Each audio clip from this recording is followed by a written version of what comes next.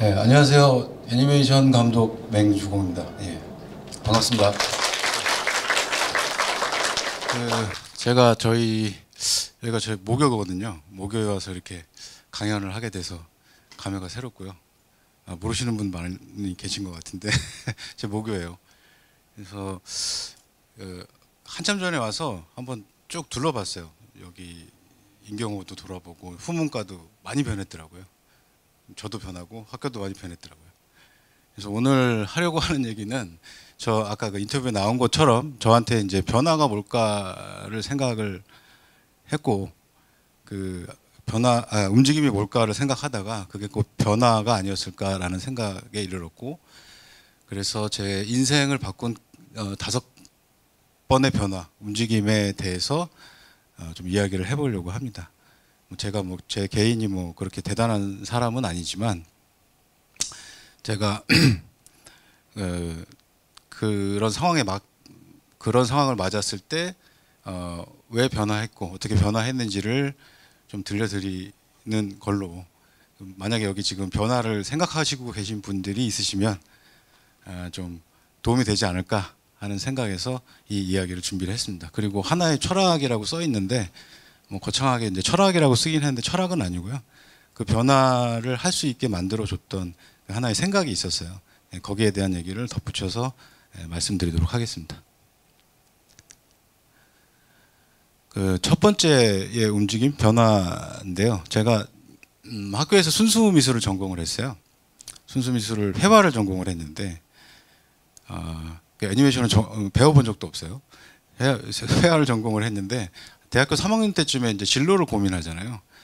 그때 이제 고민이 드는 거예요. 나는 왜 그림을 그리고 있고 이 그림으로 무엇을 하려고 하는 건가에 대한 고민을 하다가 되돌아봤죠. 그래서 생각을 해보니 초등학교 때, 연식이 나오네. 초등학교 때를 생각을 해보니까 저는 되게 그림을 그리는 걸 좋아하는 아이였고, 그림 그릴 때에 애들이 와서 막 신기해 하잖아요. 막 좋아하고, 그리고 별것도 아닌데 그림 그려서 사인해서 나눠주면은 되게 좋아하고, 그때 느꼈던 희열이 되게 좋았던 것 같아요. 그 친구들하고 소통하고 그 희열을 또 나누고 했던 게 좋았구나라는 생각이 들더라고요. 그렇게 생각을 해보니까 그때나 지금이나 마찬가지로 순수미술이라는 거, 순수예술이라는 거는 많은 사람이 공유할 수 있는 그런 분야는 아니잖아요. 그래서 순수 예술 말고 대중예술을 해야겠다. 조금 더 많은 사람하고 소통할 수 있는 그런 그림을 그려야겠다라는 생각을 하게 됐고, 그 생각을 하다가 만화를 해볼까? 라는 생각까지 이르렀는데, 제가 이제 음악하고 영화도 되게 좋아하거든요. 기왕이면은 그림에 음악도 있고 영화처럼 카메라도 움직임도 있는 걸 종합예술을 좀 해보고 싶다 해서 난 애니메이션을 해야겠다라고 생각을 하게 됐어요. 그러니까 4년 동안 회화만 하다가 졸업할 때쯤에 이제 애니메이션을 하겠다고 생각을 바꾼 거고, 그렇게 안 하면 안 될 것 같다라는 생각이 들어서 변화를 생각을 했죠. 예, 지금 생각하면 좀 미친 짓이었는데 아무튼 그래야 되겠다는 생각을 하게 됐고, 그 희열을 다시 느끼고 싶었어요. 예, 그래서 애니메이션을 해야겠다라고 생각을 하고, 근데 전공을 안 했잖아요. 배워본 적도 없고, 나름 이제 독학으로 하다가 그 당시만 해도 지금도 비슷하지만 애니메이션 쪽이 도제식이에요. 도제식엔 또 죽어도 들어가기 싫고, 남의 말 듣는 거 되게 싫어하거든. 그래서 죽어도 들어가기 싫고 내가 독학으로 해서 할 수 있는 곳에 가고 싶다라고 생각을 했고, 그 당시에 스타트업 그 애니메이션 회사가 하나 있었는데 마침 기회가 돼서 거기 취업을 하게 됐어요. 거기가 뭘 하는 회사였냐면 유명 만화가들의 작품을 가지고 지금으로 보면 이제 웹툰하고 애니메이션의 약간 중간적인 형태로 가공을 하는 회사였어요. 거기 이제 연출도 들어가고 크리에이티브도 들어가긴 하는데, 그래서 그 회사에 들어가서 진짜 밤낮 없이 열심히 일을 했죠.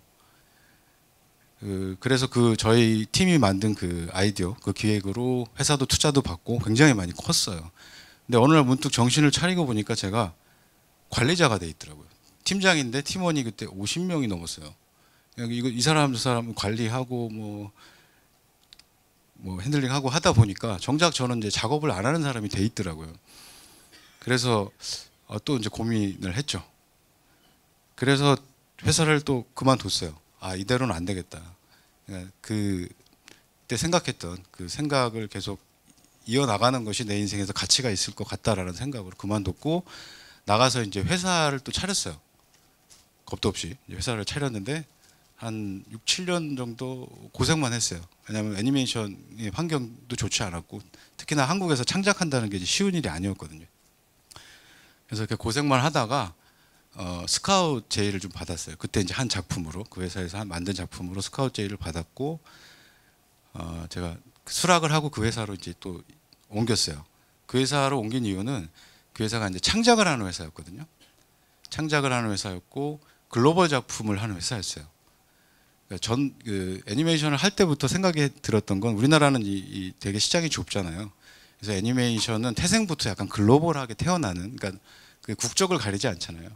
그런 장르이기 때문에, 분야이기 때문에 그 글로벌하면 좋겠다라고 생각하던 차에 그런 회사에서 이제 스카우트 제의가 들어왔고, 그래서 이제 그 회사에 취업을 했죠. 네. 그 이유는 이거 꼭 빼먹었네. 행복하지 않아서 다시 회사를 이동하게 된 거고, 그 회사가 그 회사 명은 제가 말씀을 드리기 좀 그렇고, 그 회사에 들어갔을 당시에 그 회사 그 글로벌 프로젝트를 진행하고 있었거든요. 그게 옆에 보는, 아마 모르시는 분이 더 많을 텐데 오스카의 오아시스라는 작품이었고, 이 회사는 그 당시에 이제 미국하고 프랑스 회사하고 딜을 좀 하고 있다가 결국에 프랑스 회사가 이제 파트너가 됐어요. 파트너가 돼서 이제 코프로덕션이라고 하는데 공동 작업을 하게 됐죠. 근데 이상한 일이 벌어진 거예요. 분명히 이 아이디어와 기획은 우리 회사 건데 거기서 기획하고 스토리를 가져가겠다, 자기들이 핸들링 하겠다라고 하는 거죠. 좀 불합리하잖아요.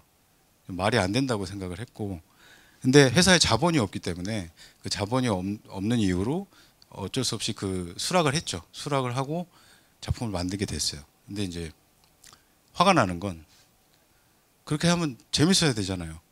잘 만들어야 되잖아요. 근데 그렇게 가져가 놓고서는 작품을 망치더라고요. 우리가 한 거보다 재미없게 나왔고 결과적으로 작품이 성공 못하는 거를 옆에서 지켜본 거예요. 제 작품은 아니니까. 그래서 이제 오기가 또 생기더라고요. 아, 이대로는 안 되겠다라는 생각이 또 들어서 좀 바꿔보자, 변화해보자라는 생각으로 혼자서 기획을 했어요. 기획을 하고 아무한테도 얘기 안 하고 대신에 우리 힘으로 해야 되니까 저예산으로 한번 만들어보자. 그래서 열심히 기획을 하고 뭐 콘티라고 하는데 그림 시나리오라고 생각하시면 되는 그 콘티를 그려서 회사에 보여줬죠. 보여줬는데 반응이 좋은 거예요. 재밌다 해서 이제 회사 프로젝트로 시작을 하게 됐습니다. 그 작품이 이제 많이들 아실 것 같은데 라바라는 작품이었어요. 그러니까 라바는 저한테 제가 생각했던 그 과정, 바램을 이루어준 첫 번째 작품이죠. 그러니까 그 철학이 그때부터 생각했던 게 제가 순수미술에서 이제 대중예술로 넘어올 때 나도 행복했으면 좋겠고 이걸 보는 사람도 행복했으면 좋겠다라는 게 제 철학이었잖아요. 그래서 것이 처음으로 실현된 작품이 라바예요. 무엇보다 좋았던 건 이걸 본 사람들의 그 반응이었거든요. 몇 가지 그 사례를 좀 말씀드리면 어느 날 이제 회사로 메일이 온 거예요. 메일이 왔는데 아이 아버지가 메일을 보냈는데 너무 고맙다라는 메일이었어요. 근데 그 아이 딸이 있는데 딸이 되게 부끄럼쟁이래요. 소심하고. 그래서 반기를 못 낀대요. 그게 너무 안타까웠는데 이 아이가 라바를 좋아하면서 이 옐로우가 반기쟁이잖아요. 이게 너무 좋아했대요. 그래서 얘가 막 그냥 함부로 아무 데서나 막 방구를 끼는 걸 보고서 그 방귀에 대한 어떤 거부감이 없어져서 지금은 엄마 아빠 앞에서도 마음껏 발산을 한다 하면서 이제 고맙다고 하더라고요. 너무 기분이 좋잖아요. 그리고 또 다른 사연 중에 하나는 성인인데 군인인데 이 힘든 이 군대 생활을 라바를 보면서 즐겁게 버텼다라는 얘기도 있었고, 또 좀 한 가지 더 말씀드리면 제가 이제 지방으로 출장을 갔는데 뭐 작품 얘기를 막 하고 있었어요. 근데 식당의 주인분이 오시더니 라바 만드신 분이냐 그래서 그렇다 그러니까 갑자기 막 손을 잡고 막 고맙다고 막 하시는 거예요. 그래서 왜 그러나 했더니 그 조카가 자폐아동이래요. 자폐아동인데 그 라바를 그렇게 좋아한대요. 근데 다른 건 뭐 좋아하지도 않는데, 근데 이걸 좋아하고 매일 돌려보고 책 같은 걸 이제 가슴에 품고 다니면서 아이가 너무 밝아졌다, 활동적이 돼서 너무 감사하다라는 얘기를 하더라고요. 예, 그래서 그때의 그런 희열들을 굉장히 많이 느꼈어요. 그래서 내가 잘못하고 있지는 않구나라고 생각했고, 이 라바 만드는 때 나이가 제가 35이었거든요. 예, 그 앞은 엄청나게 이제 구겨져서 고생을 했던 시기였고, 그래서 그 에너지로 또 새로운 작품에 이제 도전을 하고 싶었어요. 그래서 라바는 시즌 3까지만 하고 저랑 같이 처음 라바를 한 친구한테 넘겨주고 이제 새로운 작품을 막 기획을 했어요. 기획을 하다가 회사를 나왔습니다. 예. 힘들게 만든 라바를 놓고 나왔어요. 이유는 회사가 제가 원하던 흐름대로 가지 않더라고요. 저는 이제 여기서 성공한 작품, 성공을 토대로 또 다른 작품을 많이 만들어내고 그걸로 사람들하고 소통하고 싶었는데 사업을 막 벌리더라고요. 그게 잘못됐다는 건 아니에요. 회사는 원래 그래야 하니까. 잘못된 건 아니지만 저는 이제 그 생각하고 달랐기 때문에 정든 회사를 두고 이제 마음에 맞는 그 예전부터 같이 일하던 친구들하고 나와서 이제 회사를 차렸습니다. 그 회사가 이제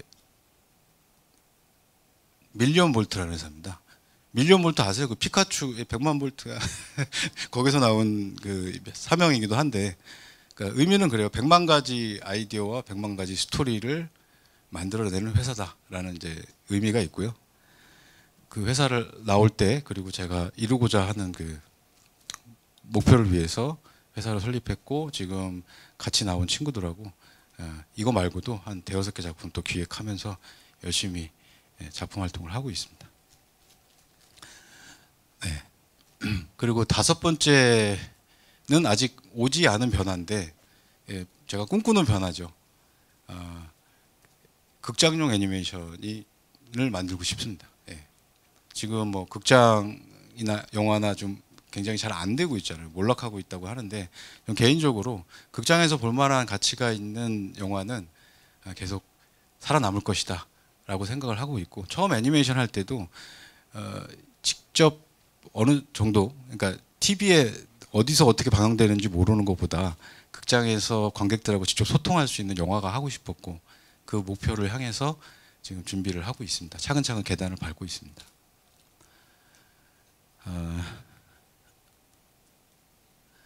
그러니까 초등학교 때 느꼈던 그 생각, 그리고 대학 때 제가 진로를 바꾼 그 이유, 그러니까 만드는 사람도 행복하면 좋겠고 보는 사람도 행복하면 좋겠다. 그리고 라바에 아까 제가 이 예들을 좀 드렸는데, 반응들의 말씀을 드렸는데, 그러니까 예술이라는 게 거창하다고 생각을 안 해요. 거창한 게 아니라 라바를 통해서 그 느꼈던 어떤 작은 감흥, 생각의 변화, 이런 것들이 저 개인적으로는 예술의 기능이 아닐까라고 생각을 합니다. 그래서 오늘 제가 말씀드린 이 변화에 대한 얘기도, 지금 저희가 직원 70명까지 구성원들이 늘었는데 항상 하는 얘기가 있어요. 변화와 실패는 과정이니까 당연한 걸로 받아들이고 도전하자. 쫄지 말고 힘내고 달리자라는 얘기를 계속 하고 있습니다. 여러분들도 만약에 서두에 말씀드린 것처럼 지금 어떤 변화를 생각하고 계신다면 한번 도전해 보시면 좋겠다라는 바람으로 오늘 이야기를 마치겠습니다. 네, 감사합니다.